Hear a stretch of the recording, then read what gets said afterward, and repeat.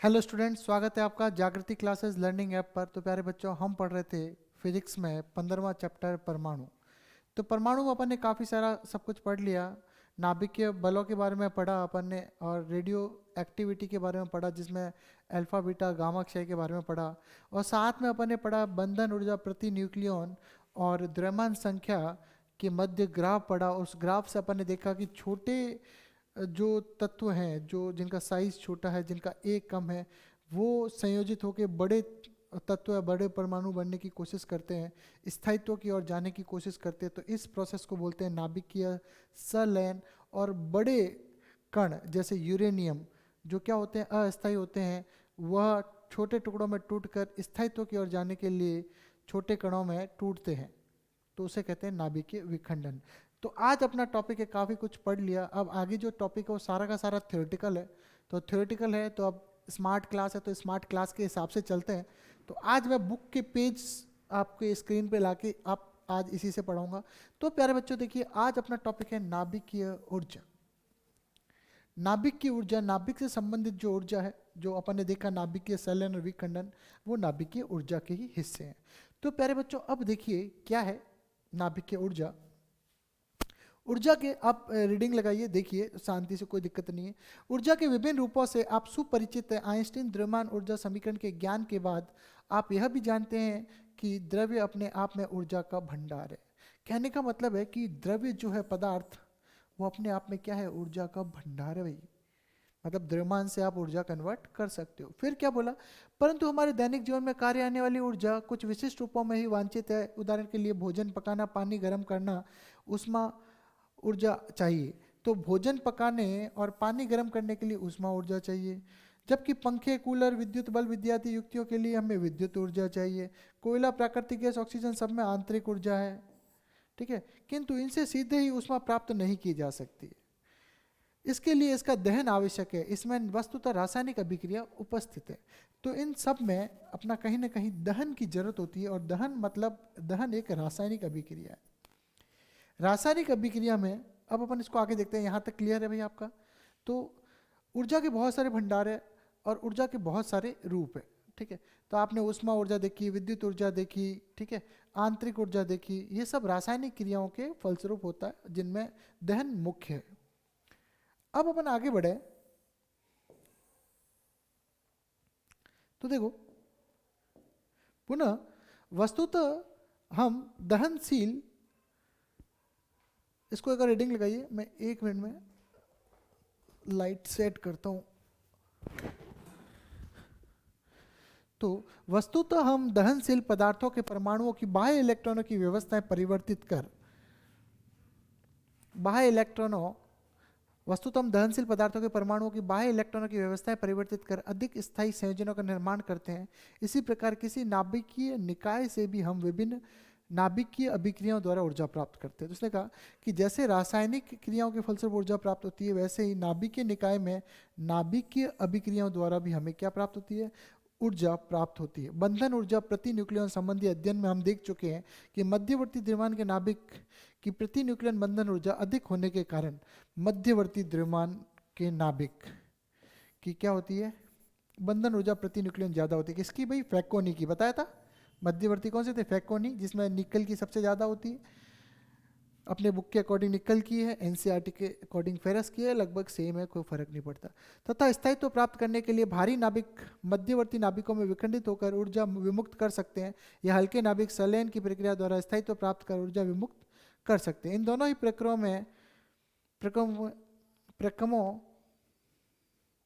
में हम न्यूक्लियनों को पुनः व्यवस्थित कर अधिक स्थायी संयोजन प्राप्त करते हैं। हम यह भी जानते हैं कि रासायनिक प्रक्रिया में इलेक्ट्रॉनों से संबंधित ऊर्जा कुछ इलेक्ट्रॉन वोल्ट से किलो इलेक्ट्रॉन वोल्ट, कुछ इलेक्ट्रॉन वोल्ट से कुछ किलो इलेक्ट्रॉन वोल्ट कोटि मान रखती है। तो देखो यहाँ पे इसने कहा है साफ साफ कि जो रासायनिक प्रक्रम है उसमें अपने को कुछ इलेक्ट्रॉन वोल्ट से कुछ किलो इलेक्ट्रॉन वोल्ट की ऊर्जा मिलती है, जबकि नाभिकीय प्रक्रम में न्यूक्लियनों से संबंधित ऊर्जा कुछ मेगा इलेक्ट्रॉनों वोल्ट की कोटि की होती है। यद्यपि पारंपरिक ईंधन के दहन या नाभिकीय ईंधन यूरेनियम के विखंडन दोनों में ही ईंधन की विराम द्रव्यमान ऊर्जा में कमी ही विमुक्त ऊर्जा के रूप में प्रकट होती है।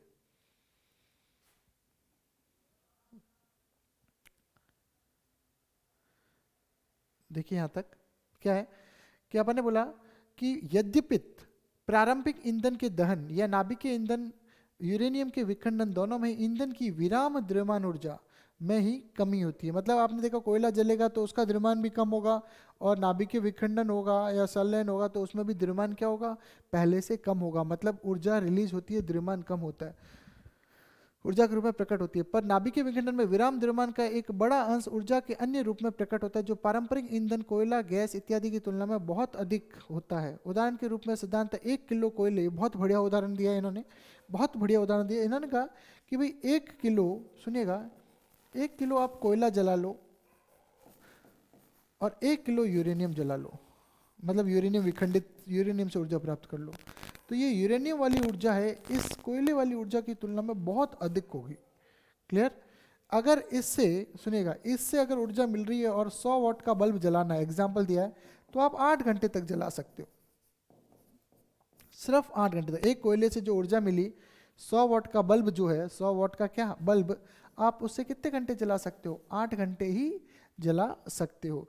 लेकिन यदि 1 किलो आपने यूरेनियम 23592, याद रखना, यूरेनियम 23592 अगर जलाओगे तो इससे 30,000 वर्ष तक आपका बल्ब जला रहेगा। कितने वर्ष तक? 30,000 वर्ष तक। आप देखिए 1 किलो कोयला जलाओगे, 10 वाट का बल्ब 8 घंटे जलेगा, और 1 किलो यूरेनियम 92 235 से अगर आप 100 वाट का बल्ब जलाओगे तो 30,000 वर्ष तक जलेगा। मतलब आप समझ रहे हो, बहुत फर्क है। तो अब आपको इसका अंतर समझ में आ गया होगा। यहाँ तक क्लियर है भाई? मेरे हिसाब से यहाँ तक बच्चों आपको समझ में आ गया कि जो नाभिकीय ऊर्जा है और नॉर्मल रासायनिक क्रिया द्वारा दहन की ऊर्जा है उसमें क्या अंतर है। अब बढ़ते हैं प्यारे बच्चों आगे। विखंडन के अतिरिक्त नाभिकीय संलयन भी नाभिकीय ऊर्जा का स्रोत है, जिसका अध्ययन हम इस अध्याय के अंत में करेंगे। यहाँ यह ध्यान देने योग्य बात है कि वर्तमान में लोकप्रिय वैकल्पिक ऊर्जा स्रोतों में से एक सौर ऊर्जा के मूल में भी नाभिकीय ऊर्जा ही है। तो सबसे बड़ा ऊर्जा का स्रोत जो सूर्य है, उसमें भी कौन सी ऊर्जा है भाई? सौर ऊर्जा में भी क्या है? नाभिकीय ऊर्जा है। तो आपको पता है कि आज के समय में बड़ी बड़ी कंपनियां, राजस्थान में आपको पता है बहुत ज़्यादा गर्मी पड़ती है, तो इसी का फ़ायदा उठाने के लिए बड़ी बड़ी कंपनियां, रिलायंस, मतलब अंबानी और अडानी जो है, सौर ऊर्जा के बड़े बड़े प्लांट लगा रहे हैं राजस्थान में, जो ऊर्जा का बहुत अच्छा स्रोत है। क्लियर? अब देखिए नाभिकीय विखंडन की बात करें, न्यूक्लियर फ्यूजन, तो न्यूक्लियर फ्यूजन क्या है? सन 1932 में न्यूट्रॉन की खोज के कुछ वर्ष उपरांत फर्मी ने, तो न्यूट्रॉन की खोज के कुछ वर्ष पश्चात फर्मी एक वैज्ञानिक है, आपको पता है, फर्मी ने विभिन्न तत्वों पर न्यूट्रॉनों की बम वर्षा करने पर कुछ नवीन रेडियो एक्टिव तत्वों की उत्पत्ति को होना पाया। ठीक है, अब नाम नवीन है तो बार बार नवीन आ ही जाता है। ठीक है, तो अब क्या है, वैज्ञानिक क्या नाम है? फर्मी। कौन सा वैज्ञानिक? फर्मी। अपन लिखते हैं ना, फर्मी एक मात्रक भी है, ध्यान हो तो आपको। तो सन 1932 में, सन 1932 मतलब स्वतंत्रता से कुछ वर्ष पूर्व की बात है, 1932 में न्यूट्रॉन की खोज के कुछ वर्ष उपरांत, न्यूट्रॉन की खोज 1932 में हुई थी, कुछ वर्ष बाद फर्मी ने क्या किया, न्यूट्रॉन जो है इसकी बम वर्षा, कुछ रेडियो एक्टिव तत्वों, बम वर्षा करके कुछ नए तत्वों की उत्पत्ति को पाया। फर्मी के अनुसार न्यूट्रॉन उदासीन होने के कारण नाभिक की सतह पर पहुंचने पर किसी कूलॉम प्रतिकर्षण बल का अनुभव नहीं करते हैं, अतः मंदगामी न्यूट्रॉन भी भारी नाभिकों में प्रवेश कर इनके न्यूक्लियनों से अंतःक्रिया कर सकते हैं। तो देखो इन्होंने क्या कहा कि देखो नाभिक है, उसमें क्या है, प्रोटॉन है और न्यूट्रॉन है। अब न्यूट्रॉन का इस पर अटैक कराएंगे, ठीक है, और मान लो प्रोटॉन का अटैक करेंगे, तो प्रोटॉन का अटैक करेंगे तो प्रतिकर्षण होगा, तो ये तो अंदर घुस नहीं सकता। लेकिन न्यूट्रॉन क्या करेगा, उदासीन है, तो ये कूलॉम बल लगेगा नहीं, और ये अंदर, इसके अंदर घुस के इसको तोड़ सकता है। बात आ रही कि नहीं आ रही समझ में? प्रोटॉन तो क्या है, प्रोटॉन दूर है, तो आपको पता है 10⁻⁻15 मीटर कोटि से ज़्यादा पे क्या होता है, कूलॉम बल प्रभावी होता है। तो प्रोटॉन जैसे अटैक करने जाएगा पास में, कूलॉम बल लगेगा, वापस उछल के वापस आ जाएगा, जैसा अल्फा कण आया था। लेकिन न्यूट्रॉन क्या करेगा, वहाँ जाके अटैक कर सकता है क्योंकि वो उदासीन कण है, और वो अंदर भी घुस सकता है क्योंकि कूलॉम बल नहीं लगेगा, न्यूट्रॉन है उदासीन। ठीक है, पहुंचने पे कूलॉम प्रतिकर्षण बल का अनुभव नहीं करते। अतः मंदगामी न्यूट्रॉन भी भारी नाभिकों में प्रवेश कर, मंदगामी धीरे, ज्यादा ऊर्जा देने की जरूरत नहीं है, मंदगामी न्यूट्रॉन भी भारी नाभिकों में प्रवेश कर न्यूक्लियोनों मतलब जो अंदर के कण होते हैं उनसे अंतःक्रिया कर सकते हैं। तापीय न्यूट्रॉन ऐसे न्यूट्रॉन है जो कक्ष ताप पर द्रव्य के साथ तापीय साम्य में होते हैं। तापीय न्यूट्रॉन जो ऐसे न्यूट्रॉन है जो कक्ष ताप पर द्रव्य के साथ क्या होते हैं, तापीय साम्य में होते हैं। 300 केल्विन पर ऐसे न्यूट्रॉनों की गतिज ऊर्जा इतनी होती है। देखिए गतिज ऊर्जा कितनी होगी आपको पता है, 3/2 kT। ऊर्जा समविभाजन का नियम अपन ने पढ़ा था, हाफ kT, याद हो तो आपको कितना पढ़ा था, हाफ kT। प्रत्येक स्वतंत्रता की कोटि में हाफ kT ऊर्जा होती है और कम से कम 3 स्वतंत्रता की कोटियां तो होती है। तो 3/2 हाफ kT वही लिखा है, 3/2 हाफ kT ऊर्जा समविभाजन का नियम आपने 11वीं कक्षा में पढ़ा। वही के एवरेज कितना, 3/2 kT, 3/2, ठीक है। के होता है अपने वोल्ट्जमैन नियतांक और टेम्परेचर 300 केल्विन रख दिया और उसको सॉल्व किया तो अपना आंसर आया 0.04 इलेक्ट्रॉन वोल्ट। 0.04 इलेक्ट्रॉन वोल्ट मतलब बहुत कम ऊर्जा का इलेक्ट्रॉन, ये न्यूट्रॉन है, ये भी जो है बड़े नाभिकों के अंदर घुस के उसमें तोड़ फोड़ कर सकता है। ऐसे न्यूट्रॉन नाभिक की अभिक्रियाओं के लिए प्रभावी सुविधाजनक होते हैं। क्लियर है यहाँ तक? अब बढ़ते हैं बच्चों आगे।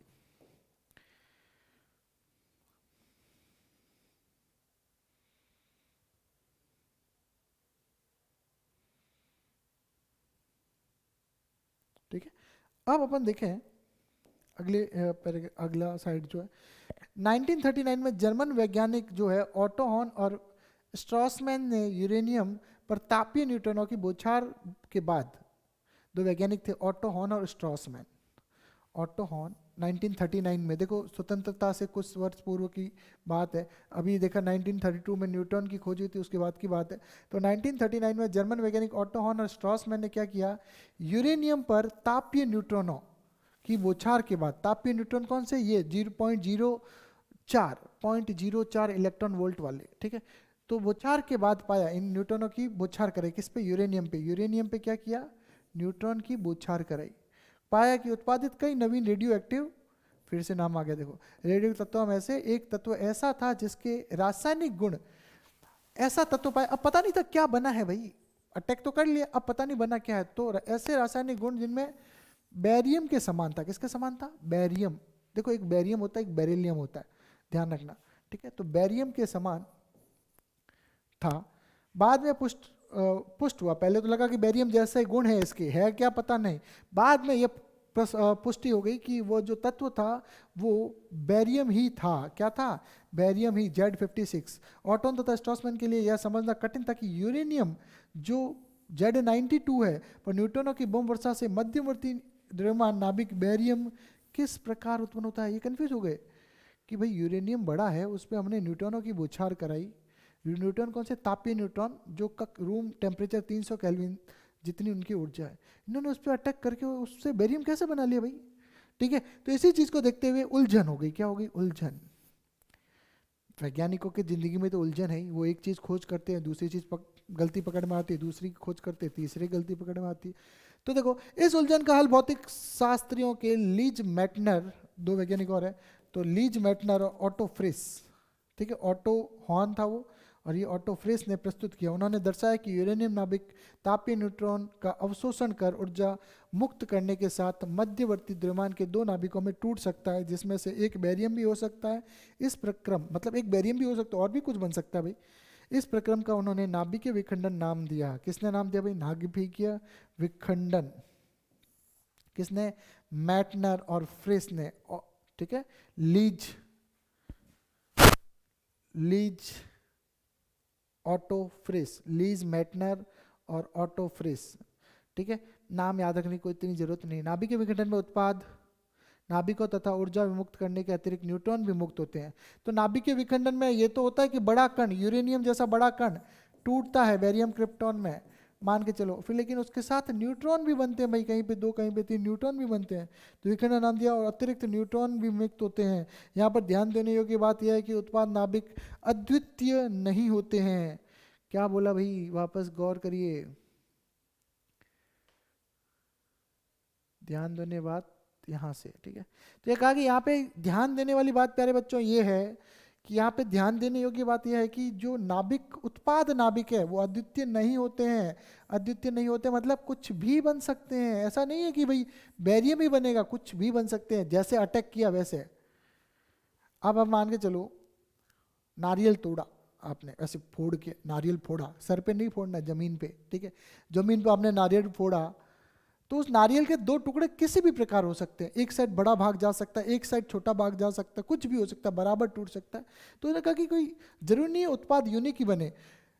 तो उन्होंने कहा कि यूरेनियम 235 के लिए कुछ विखंडन अभिक्रियाएं ये है जो ये चलती है। तो यूरेनियम 92 235 पे अगर एक न्यूट्रॉन अटैक करता है तो एक न्यूट्रॉन इसमें ऐड हो जाएगा, तो कितना हो जाएगा 235 प्लस 1 इक्वल्स टू कितना हो गया 236, ठीक है। और ये क्या होता है, ये अस्थायी होता है। क्या होता है, अस्थायी होता है। तो क्या होता है, न्यूट्रॉन एक्चुअली क्या करता है, यूरेनियम 92 235 एक स्टेबल है, मतलब थोड़ा सा अस्थायी है पर चल रहा है काम उसका, वो प्रकृति में पाया जाता है। जैसे न्यूट्रॉन का अटैक उस पर कराया, न्यूट्रॉन उसके अंदर घुसा, तो न्यूट्रॉन ने क्या किया, उसके अंदर दो गुट बना दिए, और गुट जब भी बनते हैं तो क्या होता है, वो चीज़ टूटनी शुरू कर देती है।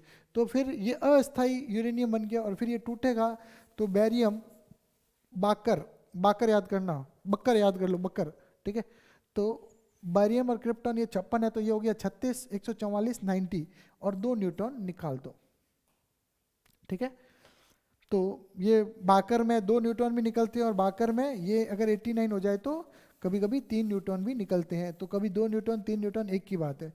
फिर इसका है जी सर और लाबर, ठीक है, कुछ भी याद कर लो, ठीक है, अपने को 2 याद करने, तो बाकर का याद रख लेना, बैरियम का 56 और क्रिप्टॉन का बैरियम का 56 और क्रिप्टॉन का 36, 144 92 न्यूट्रॉन, ठीक है। देखो इधर 2 न्यूट्रॉन है तो इधर 89 है, इधर 3 न्यूट्रॉन है तो इधर 2 न्यूट्रॉन है तो इधर 90 है, इधर 3 न्यूट्रॉन है तो इधर 89 है, बस इतना फर्क है। मध्यवर्ती द्रव्यमानों के 2 विखंडित नाभिकों की द्रव्यमान संख्याएं असमान होते हैं। सामान्य ये स्वयं भी रेडियो एक्टिव होते हैं। तो ये जो है ये खुद क्या है, ये खुद रेडियो एक्टिव है, और ये आगे जाके टूट सकते हैं। रेडियो एक्टिव मैंने आपको बताया, ठीक है, जो आगे क्रिया कर सकते हैं, तो श्रृंखला करते हैं, ठीक है, होते हैं। और ऐसे उत्पाद सामान्यतः बीटा नेगेटिव क्षय, बीटा नेगेटिव क्षय मैं आपको बता चुका हूँ, क्षयों की एक श्रृंखला करते हैं जब तक कि स्थायी उत्पाद प्राप्त नहीं हो जाए। एक विशिष्ट उदाहरण इस प्रकार दिया हुआ है कि जब जैसे ही जी सर में जी बना, उसमें बीटा नेगेटिव हुआ तो सी ए बना, फिर उसमें बीटा नेगेटिव हुआ तो बी ए बना, फिर बीटा नेगेटिव हुआ तो एल ए बना, फिर बीटा हुआ तो क्या बना, सी ई बना। तो इस तरह से 54 55 56 57 58 बीटा नेगेटिव क्षय होता जा रहा है, बीटा नेगेटिव क्षय होता जा रहा है। और मैंने आपको कहा था बीटा नेगेटिव क्षय, वापस देखो, बीटा नेगेटिव, नेगेटिव में एन टूटता है और एक पी बनता है, पी बनता है मतलब जेड बढ़ता है, पी बनता है ना, इसका मतलब क्या, जेड बढ़ता है, तो जेड बढ़ रहा है। देखो 54 से 55 से 56 से 57 से 58, ये आगे की क्रियाएं चलती रहती है। तो यहाँ तक देखो एक बार जी सर की, ठीक है। नॉर्मली ये कोई एग्जाम्पल किताब में दिया हुआ है तो किताब की लाइन टू लाइन समझ में है, क्योंकि इसमें थ्योरी बहुत ज़्यादा है, इसलिए मैं इसको किताब से पढ़ा रहा हूँ, और आपको भी इसको किताब से पढ़ना चाहिए। तो प्यारे बच्चों अब बढ़ते हैं हम आगे।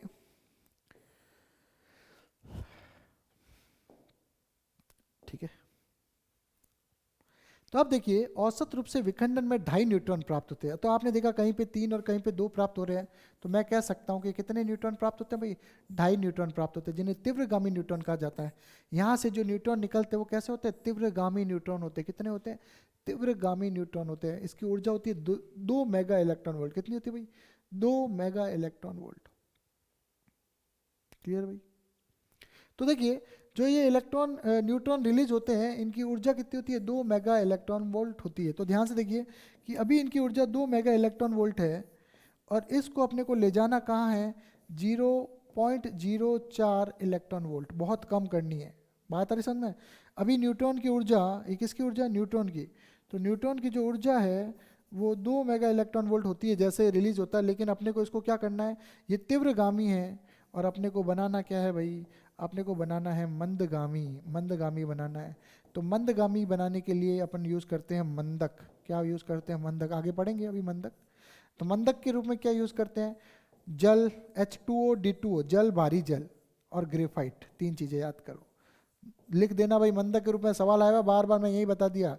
तो मंदक के रूप में प्रयोग करने वाले नाभिकीय विघटन क्रिया में मंदक के रूप में उपयोग में आने वाले कौन कौन से हैं, तो D2O H2O, जल भारी जल और ग्रेफाइट। क्लियर, ये आपको ध्यान रखना है।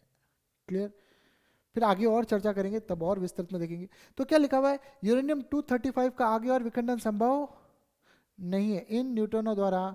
यूरेनियम 92 235 का आगे विखंडन संभव नहीं है, क्योंकि ये कैसे है, तीव्रगामी, और यूरेनियम 92 235 का तो होता है मंदगामी से। तो अब इसको अपने को मंद करना पड़ेगा, ये मैंने आपको बता दिया।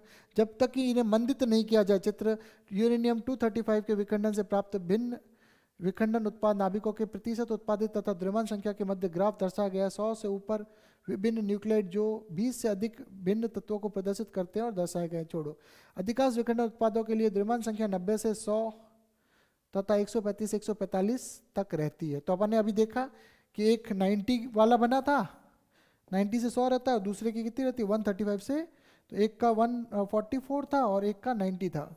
तो अपने को एग्जैक्ट मिल रहा है। सर्वाधिक प्रायिकता द्रव्यमान संख्या A बराबर 95 और A बराबर 140 के लिए है। लगभग समान द्रव्यमानों के विखंडन उत्पादों की प्रायिकता अल्प है। बिल्कुल बराबर टूटे, जैसे मैंने कहा नारियल आप फोड़ोगे जमीन पे तो बराबर टूटने की गुंजाइश है, बहुत कम प्रायिकता है। वैसे ही टेढ़ा मेढ़ा, कहीं से कुछ टूटेगा कहीं से कुछ टूटेगा, वैसे ही इसमें भी है कि बराबर टूटने की प्रायिकता कैसी है प्यारे बच्चों, अल्प है। तो मैंने आपको बता दिया कि ये जो न्यूट्रॉन है तीव्रगामी है, 2 मेगा इलेक्ट्रॉन वोल्ट से लाना कितना है 0.04 इलेक्ट्रॉन वोल्ट। क्लियर, इसके बीच में एक और समस्या आएगी, जब इसको यहां से यहां तक मंद करेंगे तो बीच में 1 से 100 इलेक्ट्रॉन वोल्ट भी आता है। उसकी कहानी आगे अपन जब आएगा तब पढ़ेंगे, अभी चलते हैं आगे।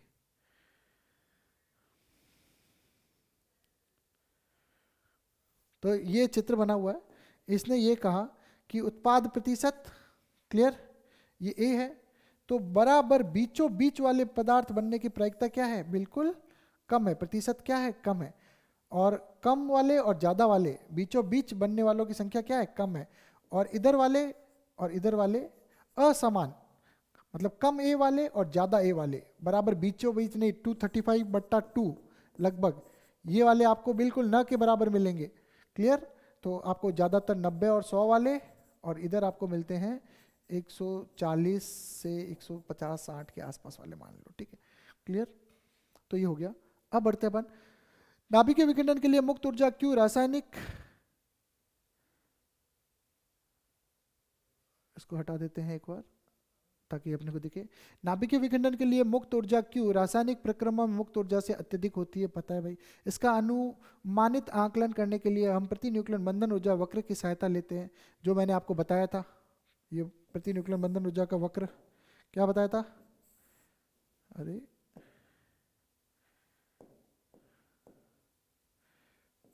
प्रति न्यूक्लियन बंधन ऊर्जा का वक्र आपको याद हो तो ऐसे अपन ने ग्राफ बनाया था, ऐसे बनाया था, ये बंधन ऊर्जा प्रति न्यूक्लियन का वक्र हो गया।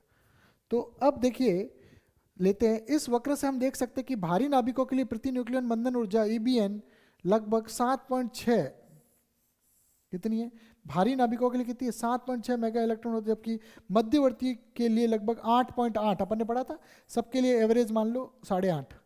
तो भारी के लिए 7.5 और इनके लिए 8.5 होती है। मान लीजिए कि A बराबर 240 द्रव्यमान संख्या का एक नाभिक A बराबर 120 द्रव्यमान संख्या के 2 नाभिकों में टूट रहा है, तब फिर से इसको करता हूं, तब अब एक गणितीय चीज बता दी कि भाई 7.5 बता दिया, 8.5 बता दिया। 8.5 क्या होती है, मध्यवर्ती द्रव्यमान वालों की होती है और ये भारी वालों की होती है, ठीक है। तो 240 वाले 120 में 2 टूट गए, तो 240 के लिए कुल बंधन ऊर्जा कितनी हो जाएगी, EBI और EBI E डेल्टा EBI बराबर डेल्टा EB प्रति न्यूक्लियन NI इंटू A। तो EBI कितना है 7.6, सुनिएगा, प्रति न्यूक्लियन कितना है 7.6 और 200 पार्टिकल है, A कितना है 240, तो 7.6 मेगा इलेक्ट्रॉन वोल्ट इंटू 240 गुणा किया जितना भी आया। फिर क्या किया, A बराबर 120 है, तो EBF इनिशियल फाइनल क्या हो गया 2 times delta EBNF into A/2 बराबर में टूटा तो 2, और मध्यवर्ती का कितना है 8.5, भाई इसने कहा, सुनिएगा, A/2 हो गया, और मध्यवर्ती की ऊर्जा और कितने कण है 2 कण है, कुल मिला के ए से गुणा कर रहे हैं, लेकिन मध्यवर्ती अब यहाँ पे ये मध्यवर्ती वाला आ गया, ठीक है। तो ये कितना हो गया 8.5 के हिसाब से, इसको सॉल्व किया तो ये आया लगभग 8.5 240, ठीक है। तो ये कितना है 8.5 240 और वो आया 7.6 240। अब फिर विमुक्त ऊर्जा उससे ये बना, ठीक है। तो विमुक्त ऊर्जा कितनी आई, तो दोनों का अंतर किया 8.5 माइनस 7.6 इंटू 240 तो 216 मेगा इलेक्ट्रॉन वोल्ट। अब देखिए इसको आगे करता हूँ, 216 मेगा इलेक्ट्रॉन वोल्ट आई भाई, मध्यवर्ती में टूटता है। तो इसने बताया कि अगर मध्यवर्ती में टूटेगा तो 216 मेगा इलेक्ट्रॉन वोल्ट। आगे दिए गए आंकिक उदाहरणों में हम परिष्कृत रूप से इस राशि व अन्य संबंधित राशियों की गणना करेंगे। इस ऊर्जा का अधिकांश भाग विखंडन में प्राप्त नाभिकों की गतिज ऊर्जा के रूप में, शेष भाग न्यूट्रॉनों की गतिज ऊर्जा एवं आगामी क्षय उत्पादों की ऊर्जा के रूप में होता है। तो जितनी ऊर्जा निकली है 216 मेगा इलेक्ट्रॉन वोल्ट विखंडन में प्राप्त नाभिकों की गतिज ऊर्जा के रूप में। तो जैसे ही अगर ये ब्लास्ट होगा यूरेनियम और 2 टुकड़ों में टूटेगा तो दोनों ही गति करेंगे, तो इनकी गतिज ऊर्जा भी होगी भाई। तो जो कुल ऊर्जा है वो इनकी गतिज ऊर्जा के रूप में, और फिर न्यूट्रॉन भी निकलेंगे तो उनकी भी गतिज ऊर्जा होगी। तो इन पिंडों की गतिज ऊर्जा और न्यूट्रॉनों की गतिज ऊर्जा के रूप में और आगामी क्षय उत्पादों की ऊर्जा के रूप में होता है। नाभिकीय विखंडन को बोर तथा व्हीलर द्वारा प्रतिपादित नाभिकीय द्रव बूंद मॉडल। तो नाभिकीय विखंडन की क्रिया में मैंने आपको बताया कि बोर तथा एक व्हीलर वैज्ञानिक थे, इनका द्रव बूंद मॉडल था। क्या था, नाभिकीय द्रव बूंद मॉडल। इसके बारे में बताया, किसने बताया, बोर और व्हीलर साहब। नाभिकीय द्रव बूंद मॉडल। यहाँ हम मॉडल को सरलीकृत रूप में संक्षेप में अध्ययन करेंगे। द्रव बूंद प्रतिरूप में नाभिक को एक गोलाकार आवेशित द्रव बूंद की भांति माना जाता है। कैसा, गोलाकार आवेशित द्रव बूंद की तरह से मान सकते हैं। तो प्यारे बच्चों इधर देखिए, अभी अपन ने क्या पढ़ा, नाभिक के विखंडन के बारे में पढ़ रहे हैं। लाइन टू लाइन में आपको एक एक चीज समझाने की कोशिश कर रहा हूँ। पूरी थ्योरी है तो अपन किताब से पॉइंट टू पॉइंट पढ़ेंगे। डेरिवेशन होता तो अपन करते, थ्योरी है तो अपने को इसको क्या करना है, 2-3 रीडिंग मारना है बस। तो द्रव बूंद प्रतिरूप में नाभिक को गोलाकार आवेशित द्रव बूंद की भांति माना जाता है, जो आंतरिक आकर्षण बलों तथा कूलॉम प्रतिकर्षण बलों के संतुलन के कारण साम्य में होते हैं। तो भाई अभी बूंद बन गई है तो क्या है, माना जाता है जो आंतरिक आकर्षण बलों तथा कूलॉम प्रतिकर्षण बलों के संतुलन के कारण साम्य में होती है। ठीक है, कौन, गोलाकार आवेशित द्रव बूंद। यूरेनियम 235 नाभिक के लिए विखंडन प्रक्रम का दर्शाता है, जबकि यूरेनियम 235 ऐसा भारी नाभिक एक मंद न्यूट्रॉन अवशोषित करता है, तो इसकी नाभिक के न्यूक्लियनों से संबंध स्थितिज ऊर्जा, इसकी जो स्थितिज ऊर्जा है, स्थितिज और नाभिक की, देखो क्या लिखा हुआ है, जैसा भारी नाभिक एक मंद न्यूट्रॉन अवशोषित करता है तो इसकी नाभिक के न्यूक्लियनों से संबंधित जो स्थितिज ऊर्जा है उसका क्या होता है, स्थितिज ऊर्जा जो थी वो आंतरिक उत्तेजन ऊर्जा में बदल जाती है। क्या बताया कि स्थितिज ऊर्जा जो होती है अंदर के कणों की, न्यूक्लियनों की, किसकी, न्यूक्लियनों की, न्यूक्लियन, ठीक है, न्यूक्लियनों की जो स्थितिज ऊर्जा होती है वो किसमें बदल जाती है, आंतरिक उत्तेजन ऊर्जा में। तो परमाणु के अंदर जो भी न्यूक्लियॉन्स है उसकी जो स्थितिज ऊर्जा होती है, न्यूक्लियनों की स्थितिज ऊर्जा होती है वो किसमें बदल जाती है, आंतरिक, अंदर उत्तेजन, सब उत्तेजित हो गए ऊर्जा में। मतलब मैंने बताया था आपको कि अगर एक द्रव बूंद मॉडल में एक बूंद माने और इसमें न्यूट्रॉन घुस गया तो ये घुसपैठ या न्यूट्रॉन क्या करेगा, सबको उत्तेजित करेगा, लड़वाएगा और क्या करेगा, इसको 2 पोर्शन में तोड़वाएगा।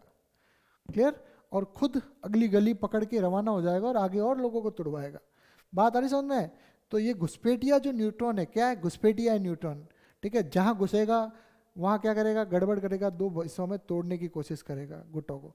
तो ये न्यूट्रॉन है, ये घुसपैठिया है, ये क्या करेगा, न्यूक्लियनों की स्थितिज ऊर्जा थी, सबके अंदर जो एक एनर्जी थी तीसरी पार्टी से लड़ने की, ये क्या करेगा, ये उन सबको भिड़ा के और सबको उत्तेजित करने में वो ऊर्जा कन्वर्ट कर देगा।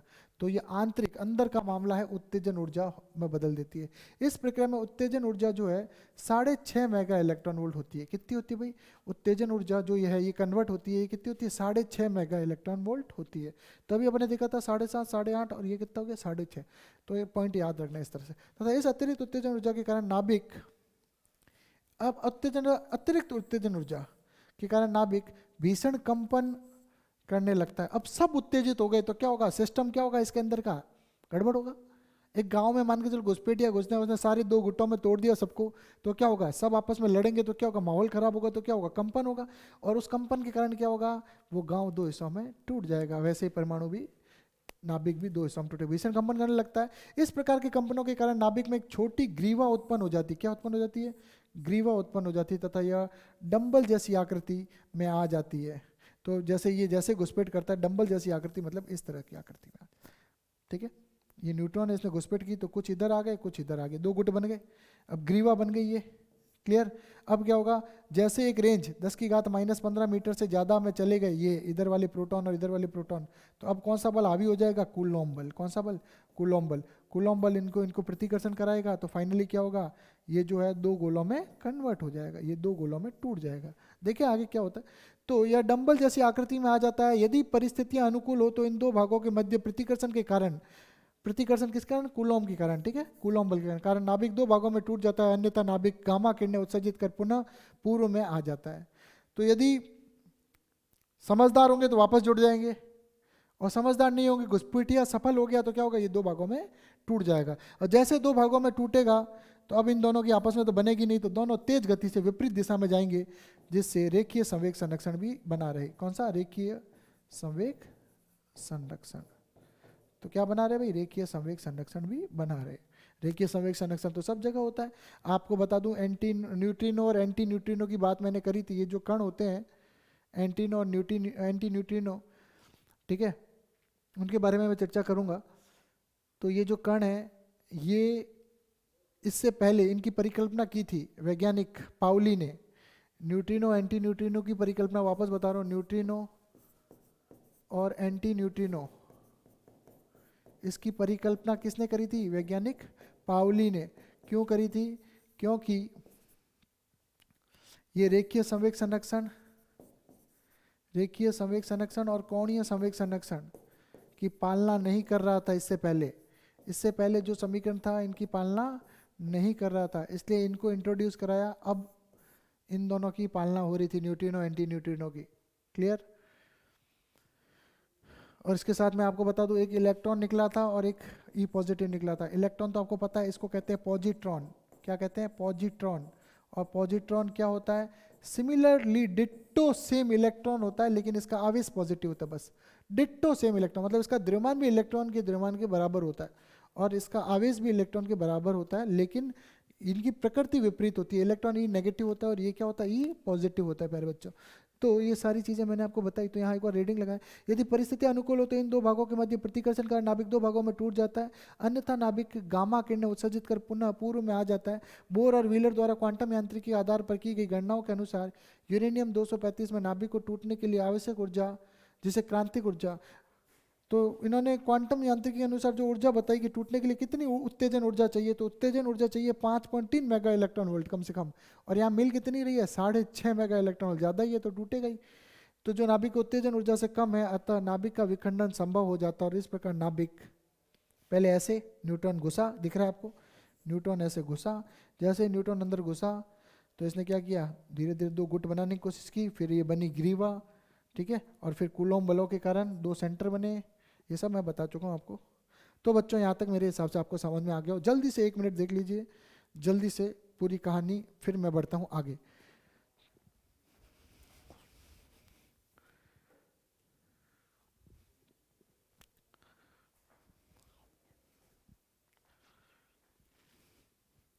चलो बढ़ते हैं आगे। तो इस तरह से ये टूट जाता है, ठीक है। यदि किसी नाभिक की मंद न्यूट्रॉनों के अवशोषण से प्राप्त उत्तेजन ऊर्जा संगत क्रांतिक ऊर्जा से कम हो तो उनका ऐसे न्यूट्रॉनों द्वारा विखंडन संभव नहीं है। मतलब अंदर का हौसला, उत्तेजना उतनी नहीं है, तो क्या होगा, अगर उत्तेजित कोई उत्तेजित करे और उतने उत्तेजित नहीं हो तो क्या होगा, एक साथ बने रहेंगे, उसको भगा देंगे उत्तेजन वाले को, न्यूट्रॉन को, घुसपैठिया को भगा देंगे। घुसपैठिया है न्यूट्रॉन, ध्यान रखना। तो विखंडन संभव नहीं। उदाहरण के लिए यूरेनियम 239 के लिए तो यह संभव है, किंतु यूरेनियम 238 तथा AM244 के लिए यह संभव नहीं है, क्लियर। तो 235 होगा, ये गलत लिखा हुआ है मेरे हिसाब से, ठीक है। तो ये आप थोड़ा सा किताब में करेक्शन करना, क्योंकि 239 की कहीं अपन ने बात ही नहीं की। तो 235 के लिए तो संभव है, लेकिन 238 के लिए संभव नहीं है, यद्यपि इन नाभिकों पर तीव्रगामी न्यूट्रॉन और विखंडन संभव है। और यूरेनियम 238 जो है वो तीव्रगामी से विखंडित हो जाता है। तो देखो यूरेनियम का 235 जो है, चलो आगे बढ़ते हैं फिर इसको देख लेते हैं।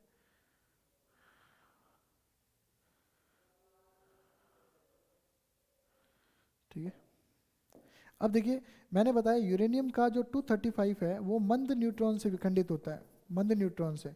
और 238 जो है वो जो विखंडित होता है वो तीव्रगामी न्यूट्रॉन से विखंडित हो जाता है।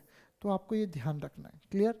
अब है अगला, जो विखंडन है वो दो प्रकार का होता है, नियंत्रित और अनियंत्रित। ठीक है, तो देखो दो प्रकार का होता है। जब नियंत्रित होता है तो इसका यूज नाभिकीय रिएक्टर में करते हैं, ऊर्जा के लिए। किसमें करते हैं? नाभिकीय रिएक्टर में। लेकिन अनियंत्रित जो होता है इसका यूज करते हैं बम बनाने में। ठीक है, क्लियर। क्या बनाने में? एटम बम बनाने में किया जाता है। तो नियंत्रित और अनियंत्रित दो चीजें हैं। हर चीज का साइंस में, हर चीज का पॉजिटिव व्यू भी है, नेगेटिव व्यू भी है। अगर आप मोबाइल में वीडियो देख रहे हो, पढ़ाई के वीडियो देख रहे हो, या ऐप पे पढ़ाई के वीडियो देख रहे हो तो पॉजिटिव है। और यूट्यूब पे फालतू की फिल्में देख रहे हो, अनसंड चीज़ें देख रहे हो, तो उसका कोई मतलब ही नहीं है। ठीक है, तो दोनों के व्यू है, आपको समझ होनी चाहिए कि किसका किस तरह से यूज़ करना है। ठीक है, तो यूरेनियम 235 जैसे भारी नाभिकों के विखंडन में हमने देखा कि प्रति नाभिक के विखंडन में हमें औसत 2.5 न्यूट्रॉन प्राप्त होते हैं। इसका आशय है कि 100 यूरेनियम नाभिकों का विखंडन हो रहा है तो हमें 250 न्यूट्रॉन मिलेंगे। ऐसे न्यूट्रॉन द्वितीयक न्यूट्रॉन कहलाते हैं तथा ये तीव्रगामी होते हैं। यदि इन न्यूट्रॉनों को मंदित कर तापीय न्यूट्रॉनों की ऊर्जा तक ले जाया जाए तो अनुकूल परिस्थितियों में ये न्यूट्रॉन विखंडनीय पदार्थ में उपस्थित यूरेनियम 235 के जो अन्य नाभिक हैं उनका भी विखंडन कर सकते हैं। इससे प्राप्त न्यूट्रॉनों की संख्या और बढ़ जाती है और अधिक नाभिकों की का विखंडन करती है। इस प्रकार नाभिक के विखंडनों की एक श्रृंखला बनती है। क्या बनती है भाई? श्रृंखला बनती है, मतलब श्रृंखला बनती है, अभी बताऊंगा श्रृंखला का चित्र बनती है, जिसे श्रृंखला अभिक्रिया कहते हैं। क्या होता है श्रृंखला? मतलब एक बार न्यूट्रॉन ने अटैक किया, परमाणु को तोड़ा, फिर न्यूट्रॉन निकले, उन्होंने आगे और परमाणुओं को तोड़ा, तो ये तोड़ा तोड़ी चलती रहती है अनंत काल तक, अगर इसे रोका न जाए, कंट्रोल नहीं किया जाए। इस प्रकार की अभिक्रिया को चित्र में दर्शाया गया है। इसमें केवल 2 न्यूट्रॉनों को श्रृंखला अभिक्रिया बढ़ाने के लिए बताया है। औसतन 2.5 निकलते हैं, कुछ किताबें 3 लिखती है, और यहाँ पे अपने चित्र बना हुआ देखो। यूरेनियम था प्रथम पीढ़ी में, एक न्यूट्रॉन घुसा, अटैक किया, तो क्या हुआ? ये बैरियम बन गया, ये क्रिप्टॉन बन गया, और ये 2 न्यूट्रॉन बन गए। फिर यूरेनियम पे अटैक किया, फिर क्या हुआ? बैरियम बना, क्रिप्टॉन बना, बैरियम बना, क्रिप्टॉन बना। ठीक है, फिर अटैक किया, इस तरह से बनते जा रहा है। तो पहली पीढ़ी में कितने बने? 2। अगली पीढ़ी में कितने बने? 4। अगली पीढ़ी में कितने बने? 8। ठीक है भाई, क्लियर। तो इसका एक गुणांक होता है, वो भी बता दूं, पुनः उत्पादन गुणांक। क्या? पुनः उत्पादन गुणांक। क्या होता है? वर्तमान पीढ़ी में न्यूट्रॉन की संख्या बट्टा पिछली पीढ़ी में, किसमें? इसमें थोड़ा मार्कर ऐसे ही चलेगा, पिछली पीढ़ी में न्यूट्रॉन की संख्या। मेरे हिसाब से आपको समझ में आ रहा होगा। तो वर्तमान पीढ़ी में न्यूट्रॉन की मान को यहाँ है तो 8, पिछली पीढ़ी में कितनी है? 4। तो कितना हुआ? पुनरुत्पादन गुणांक 2। कितना हुआ? 2। और इसको किससे लिखते हैं? के। तो के कितना हो गया? 2। और अगर के 2 के मल्टीपल में बढ़ता रहा तो ये बनेगा बम। क्या बनेगा? बम। अनियंत्रित हो जाएगा। लेकिन अगर इसको नियंत्रित करना है तो क्या करेंगे अपन? इसके को एक क्या करेंगे? कंट्रोल करके रखेंगे। क्या करके रखेंगे? कंट्रोल करके रखेंगे। और इसके लिए क्या करेंगे? कंट्रोल छड़ों का यूज करेंगे, नियंत्रक छड़ें। नियंत्रक छड़ें जो किसकी होती है? कैडमियम की होती है। किसकी होती है? कैडमियम की होती है। जो क्या करती है? एन का, न्यूट्रॉन का क्या करती है? अवशोषण करती है। क्या करती है? आगे पढ़ेंगे, पर ये टॉपिक मुझे यहाँ लगा तो मैंने बता दिया।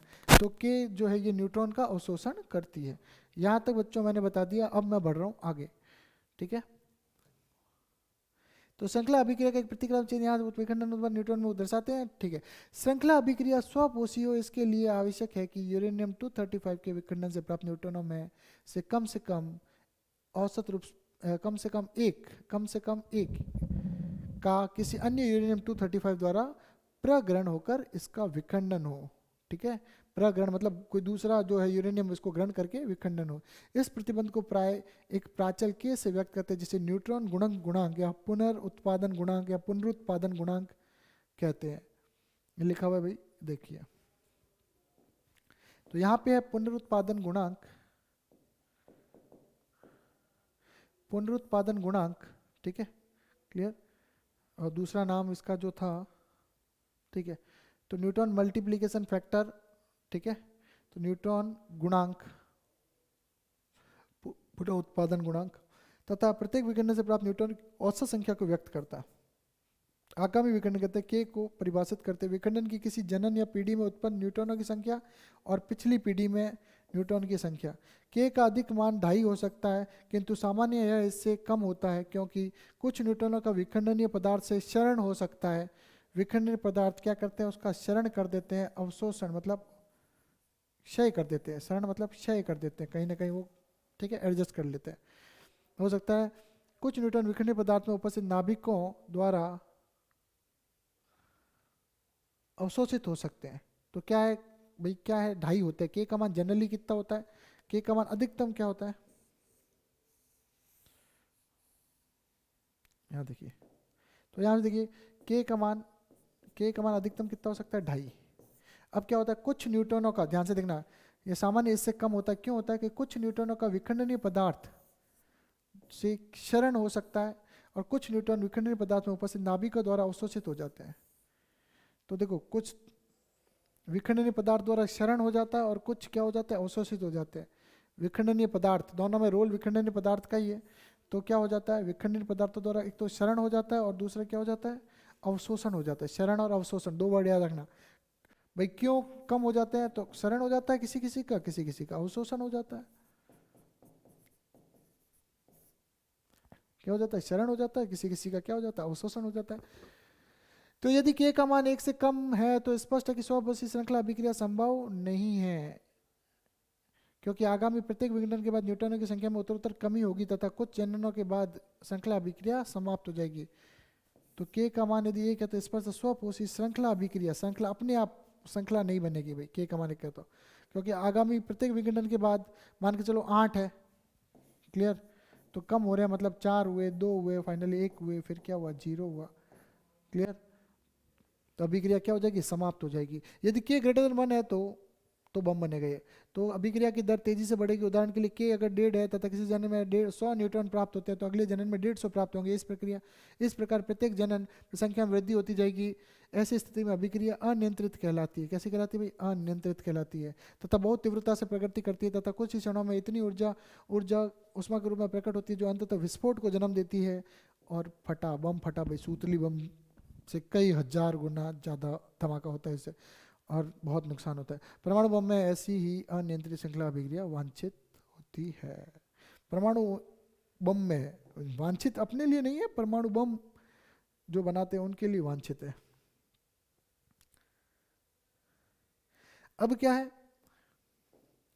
के बराबर 1 तक सुनिए, के बराबर 1 है तब अभिक्रिया स्वपोषी होगी। उदाहरण के लिए यदि किसी जन्म में 100 न्यूट्रॉन प्राप्त होते हैं तो अगले जनन में भी 100 न्यूट्रॉन ही प्राप्त होंगे। एक बार प्रारंभ होने के बाद संपोषी जो श्रृंखला अभिक्रिया समान दर पर चलती है, इस प्रकार की अभिक्रिया नियंत्रित श्रृंखला अभिक्रिया कहलाती है। देखो भाई, नियंत्रित कहलाती है। हर बार के बराबर 1 हो तो क्या होगी, नियंत्रित। के लेस देन 1 हो तो बंद हो जाएगी। के ग्रेटर देन 1 हो तो बम बन जाएगी। तो ये बनेगी बम, तारारम पम पम बम बनेगी। और ये बनेगी, ये क्या हो जाएगी, बंद हो जाएगी धीरे धीरे। और के बराबर 1 है तो ये नियंत्रित श्रृंखला अभिक्रिया, और जिसको अपन कहाँ यूज़ करते हैं, जहाँ अपन यूज़ करते हैं रिएक्टर में ऊर्जा पैदा करने के लिए। प्राकृतिक यूरेनियम में 2 समस्थानिक यूरेनियम 235 और 238% बाहुल्य 99.3% और 0.7% होते हैं। मतलब प्राकृतिक में 99.3% तो यूरेनियम 235 होता है और 0.7% क्या होता है, 238 होता है।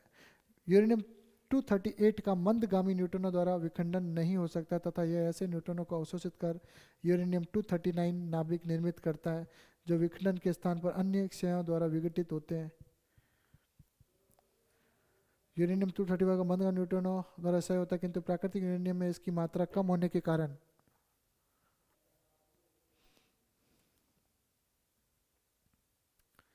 प्राकृतिक यूरेनियम में इसका कम होने के कारण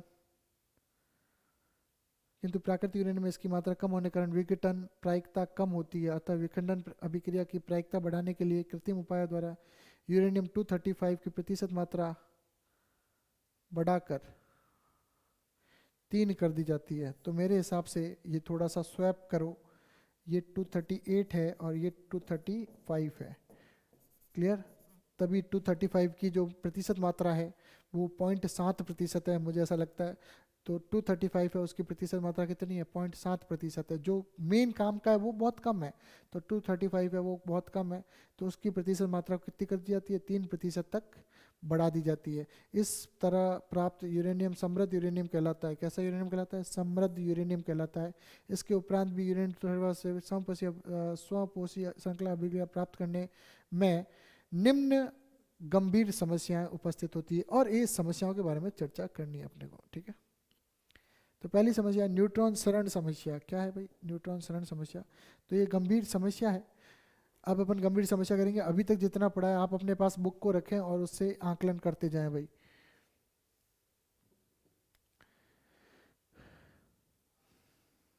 तो प्यारे बच्चों, आज की क्लास हम यही समाप्त करेंगे, समय हो चुका है।